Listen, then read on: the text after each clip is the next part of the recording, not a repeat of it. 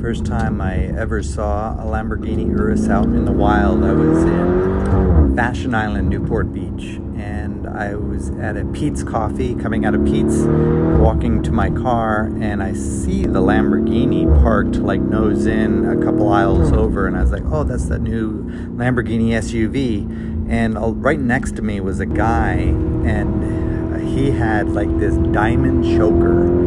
Yeah, I remember him distinctly because I thought to myself, man, he looks like a cat with that diamond choker. It's like 1 carat diamonds all the way around his neck. And as we were both walking together to our cars, he got into the Lamborghini Urus. So my initial thought was, oh, this is like a total show car. Look how much money I have, blah, blah, blah. But after driving this Urus, I have a different opinion. This is a serious driving car. I felt very comfortable in it. Had no problem pushing it. It didn't scare me. Like I thought it was going to get away from me. It broke.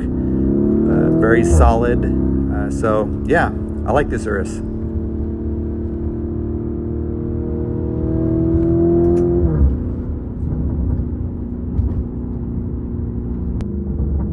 All right, my impressions of driving this Lamborghini Urus. 2020 model year, just under 18,000 miles on it. It's a nice car. It feels good. It immediately feels like you can drive it fast. Some cars with 620 horsepower like this, you get in it and you're afraid to push it. This I felt pretty confident in. The interface of it is good. It's a typical Audi interface.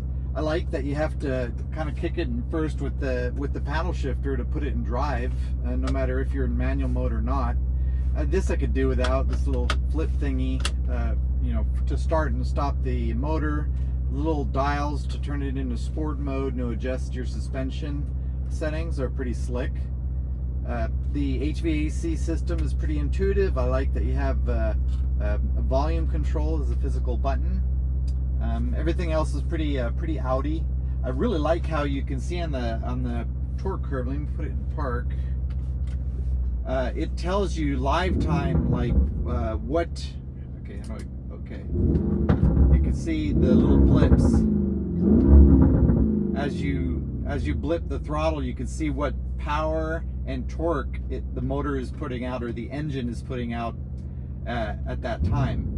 So I think that'd be pretty cool to see when you're on a track, to see where you're using your power. And then also in Corsa mode, it has like not only a G meter, but it's almost like 3D, where you can see where you're braking and accelerating, the maximum G's that you pulled under each load. It handles really well. It handles like a sports car. I could see how I think some of the underpinnings of the car got borrowed from the Porsche Cayenne Turbo GT. So it feels very good to drive. $200,000 they were asking for this car. I guess if you're in the realm of buying a $200,000 soccer mom vehicle, this is going to be top notch. So I'm impressed with this car. I give it a solid 9 as far as the drive goes, and the ability to feel comfortable right away. I always say you wear a car, so when you're wearing this car, do you feel like you could do whatever you need to do in it? You're not afraid of it.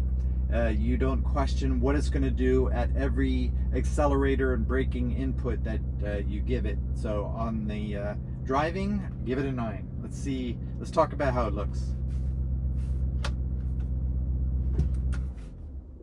So, who are we kidding? It's a Lamborghini. It is beautiful looking. It's like they stretched up and back any other Lamborghini supercar. Any angle that you look at this car, it's just an awesome looking vehicle. I tried to take the golden ratio caliper and try to find anything that would line up with the golden proportion. That's about as close as I can get, from the shoulder line to the top of the greenhouse to the bottom of the car, but nothing else really lined up. any even graphic wise. I tried to measure a bunch of different areas to try to find a golden ratio, and there really wasn't any. They're like very extreme angles, either very squatty or very wide. Even the wheels, even though 5 is part of the Fibonacci series of numbers, and that can translate into the golden ratio. And that's why you see so many different cars that have 5-spoke wheels, is because it's very much a naturally beautiful shape. You see it in flowers, you see it everywhere.